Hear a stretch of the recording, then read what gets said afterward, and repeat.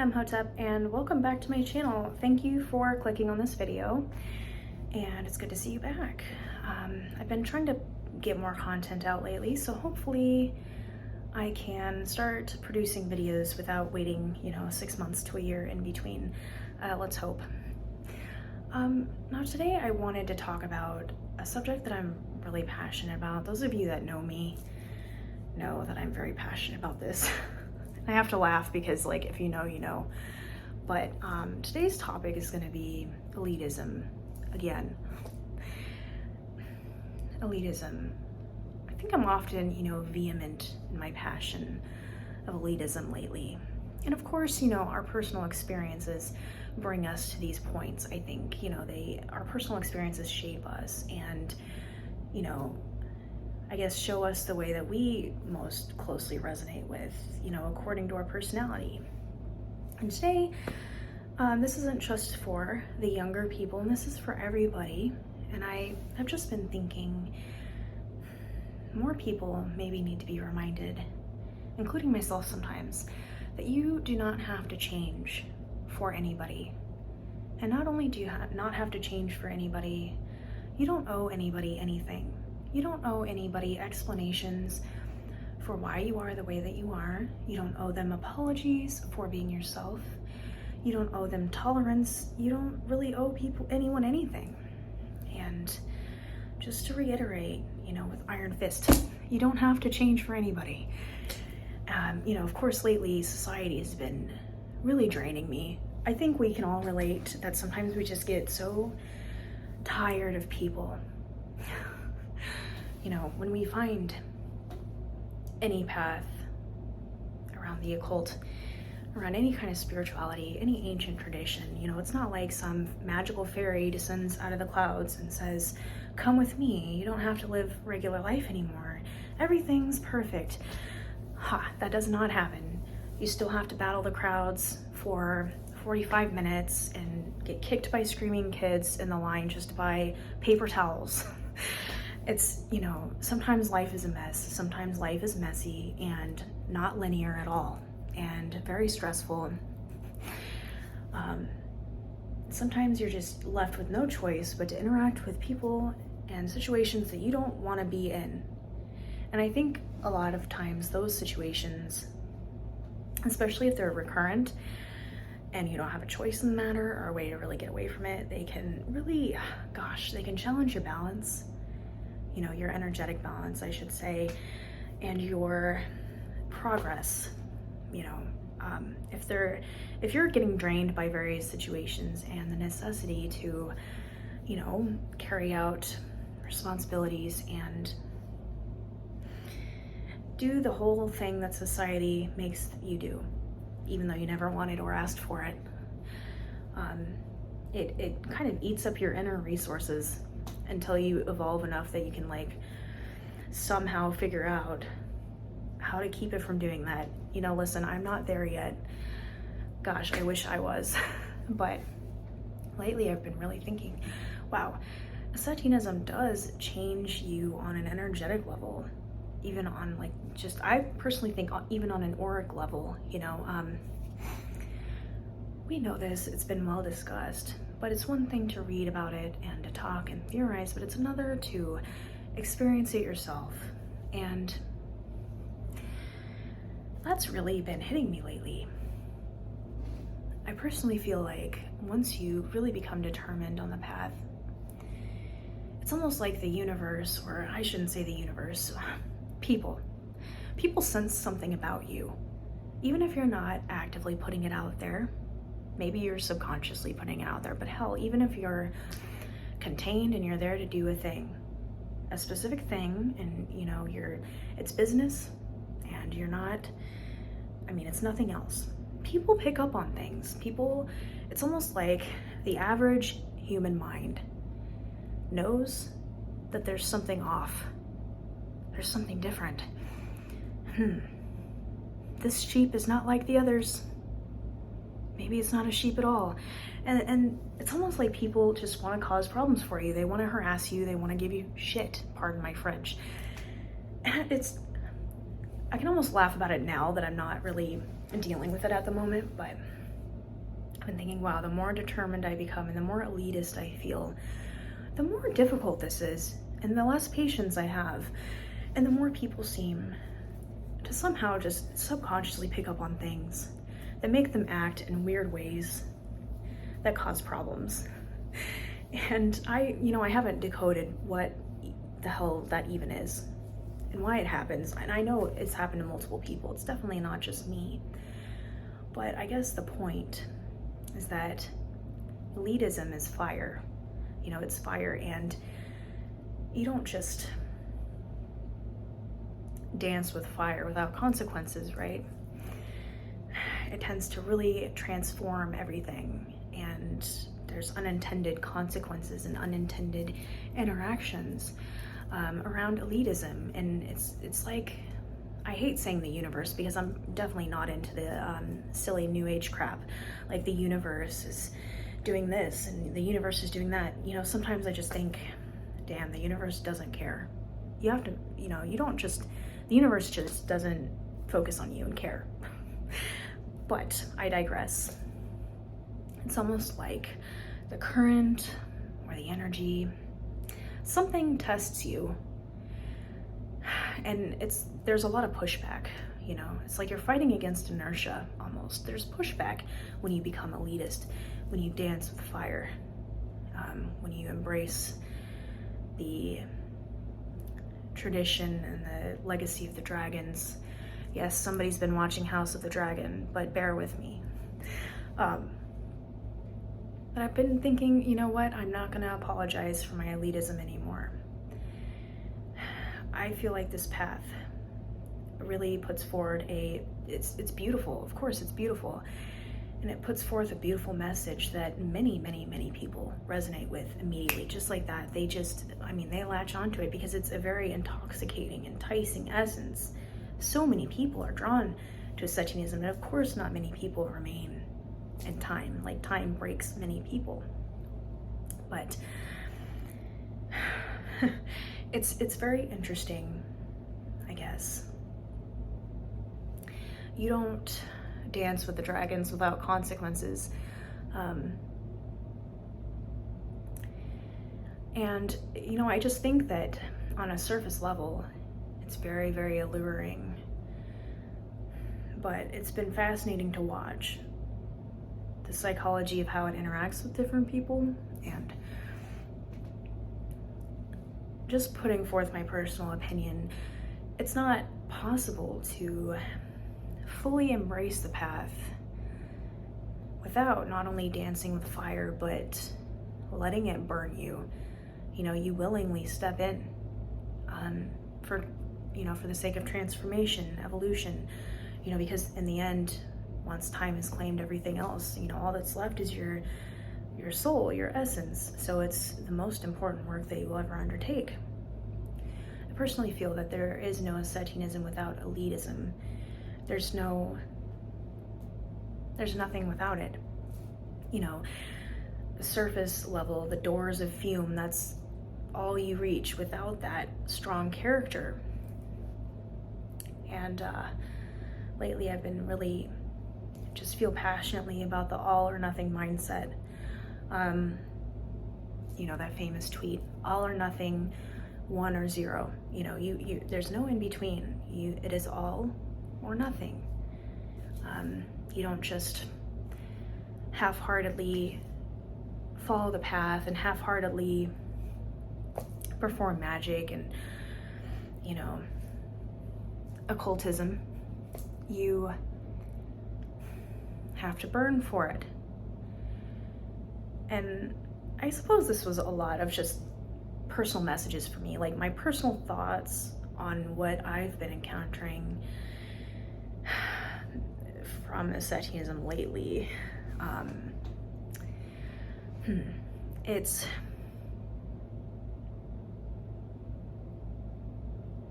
think you have to choose to die willingly while you're still alive. Many people say that. It's the alchemical transformation. You die to be reborn in a way. As you achieve various organic initiations, you die a little bit, you revive. You go further, there's something else in your soul or your personality that's not pure, you die. You get transformed. Elitism and that alchemical transformation, they go hand in hand. It's just fascinating to me to watch the psychology over the years as it unfolds, as time reveals things. And I think it's just interesting how so many occultists, and especially the authors, tend to conform. You know, they submit to conformism. They lose their elitism eventually if, as we know, focus isn't placed on truth and humility. How many occult authors have you decided that you like? How many occult authors have you approached their works and you maybe enjoyed one book or two, the early works, and then as time went on, you continued to read from them and it gets gradually shittier and shittier, and you're like, what is this crap? Pardon my French. And you're like, wow, like something happened to you, but this ain't it. I mean, that is so common. I've just seen it so much lately. And I think a lot of that, what's to blame is you fall the fire, you fail the test of fire, and it consumes you, you know. Especially those that are, you know, they thrive in the spotlight, they actively seek attention and promotion for themselves, and they really just get off on all that money and fame. Well, that absolutely corrupts people. I mean, inevitably, power corrupts people. Except for a very special few, right? It's just been really fascinating to try to put the puzzle pieces together, because you can't just, of course, you can't just read, you know, something and then think, well, I got it now. You have to watch it in real life. You have to experience it. Lately, I've been experiencing that, and just how much pushback the universe likes to throw at you when you are in that dance of fire. You're like, do you mind? Like, I'm trying to do something here, but it does mind. You're gonna get challenged. You're gonna get so much pushback from other people, from events, and it's just, you have to overcome it. And lately, I guess I've been doubling down on my personality. I think everything must be held in balance. Imbalance is very harmful. So of course you have to be elitist and balanced. You can't go, you know, dismissing everybody and treating people like crap for no reason. But that being said, I've been doubling down on my personality, because I have found that, you know what, that warrior way has been the only thing that has carried me through life so far. You know, if you go off the beaten path, you go away from the herd, off into the deep darkness and the forest and the unknown. I mean, it's higher risk, higher reward, and it's very intoxicating. And of course, it's a little bit more dangerous, a lot of it more dangerous, because you don't have somebody right there to pat you on the back, make you feel better, and save you. You don't have somebody doing things for you necessarily. You are on your own. You are being held up by the force of your own will. So lately I've been really just appreciating what that did for me in life. You know, I recently turned 30, and you know, that's a milestone for everybody, you know. I was just thinking, wow, looking at my peers that I knew from childhood, and you know, this is the part that a lot of people that are fluffy and new agey are gonna like really just want to burn me at the stake for. But listen, I'm not, like I said, I'm not making apologies.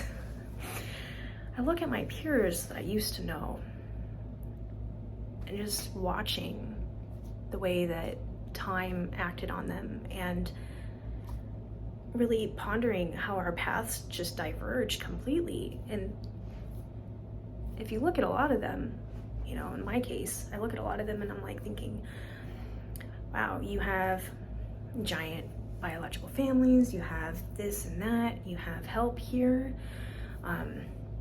you're so social, you have 80 million friends, you decided to have 5 kids, you know, the only purpose for your existence is to have children, eat, sleep, and go to work. You know, it's just been, yes, I might be judging a little bit, but you know what? I feel it's justified. It's just also jarring. But then I think about the adversity and the trials that I faced and how I took a weird path and I just went off in the complete other direction. But I've grown to really appreciate, you know, the burn. Not having the traditional life that society expects you to have. Even though on the other hand, you don't have the convenience, you don't have the simplicity all the time, you don't have the comfort that the common mind has. But eventually, I think, like I said, it becomes very addictive. It becomes your way of breathing. You know, it's like you can't imagine a life of conformity, you know, without just embracing who you are. I thought this might be an important and interesting message because, you know, when we talk about conformism, people could probably be like, well, yeah, I've got that. You know, Sarah, Captain Obvious, you know, yes, I'm not conformist, I'm my own person. But are you really? You know, are you really? Because I don't buy that from everybody. When we talk about conformism, being yourself, and of course the elitism that leads to down the road, it's not like we're sitting down in a kindergarten after school special saying, listen here, children, you can wear a pink shirt if you want to. Don't let any meanie heads tell you that you can't wear pink. No. That stuff creeps in, you know, it creeps in without people seeing or realizing it, as I discussed with for example, occult authors who really succumb to that, and you wouldn't always expect that from them because they're intelligent, they're well-read, they're educated, they are mature, well, maturity being sometimes debatable, but for the sake of the discussion, they are mature people, you know. But it still, you know, the cowardice of just the overt conformism that claims so many souls eventually kicks their ass. And it's very interesting to watch. I would be lying if I said it wasn't fun and entertaining. I digress again. Today's message is just about, you know, if you're new to the path,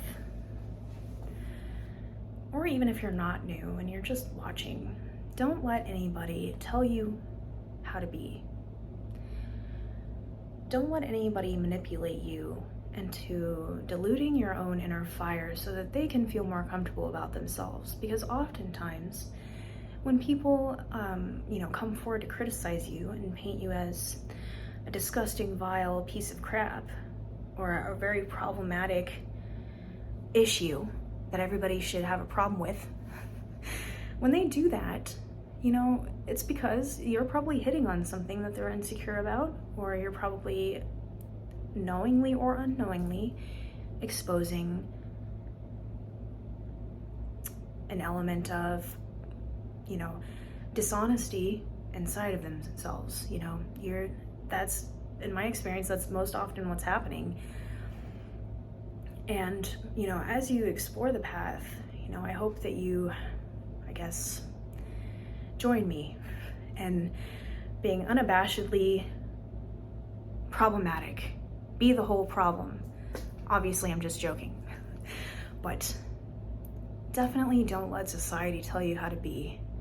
Don't let society stifle and drown you and tell you that you have to be, you know, this or that. We don't like your wolf appearance. You have to be a sheep. Don't don't succumb to that pressure, because in the end, you know, the walls are very high between traditional and popular occultism, and you very much need that element inside of yourself to scale those walls eventually, or have any hope of even approaching them from a distance, as deceptively approachable as they might appear on the surface. I think you need that fire, and it's unfortunate that in today's times, you know, the common occultism scene likes to really stifle that out of people, so that, of course, so that the corrupted voices can continue to have their spotlight, and they can continue to make money and commercialize the occult. So anyway, I leave you with that little bit of, you know, my personal rumination. Good luck out there. I hope that your studies and your journeys are fruitful, especially as we enter October and the most potent magical time of the year. And I wish you nothing but evolution, growth, and God, being able to stay away from the idiots.